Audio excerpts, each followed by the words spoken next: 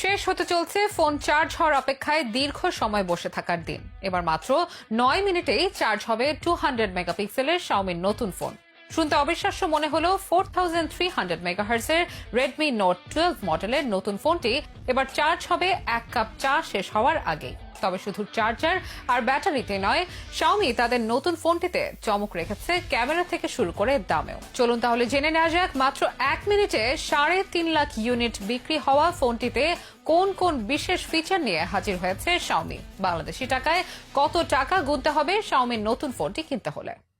বর্তমান প্রজন্মের কাছে ভালো ফোনের সংজ্ঞাই হচ্ছে হাই কোয়ালিটির ক্যামেরা ফিচার আর শক্তিশালী প্রসেসর। তবে ক্যামেরা আর প্রসেসরের পরেই ফোনের চার্জকেও গুরুত্ব দেন অনেক টেক বিশেষজ্ঞরা। জরুরি মুহূর্তে অচল হয়ে পড়া ফোনের চার্জ দিতে গিয়েই বিপাকে পড়েন অনেকে। বেশ দীর্ঘ সময় বসে থাকতে হয় ফোনকে চার্জ দিতে গিয়ে। মুঠোফোন ব্যবহারকারীদের এই সমস্যা থেকে উদ্ধার করতে এবার শাওমি নিয়ে এসেছে রেডমি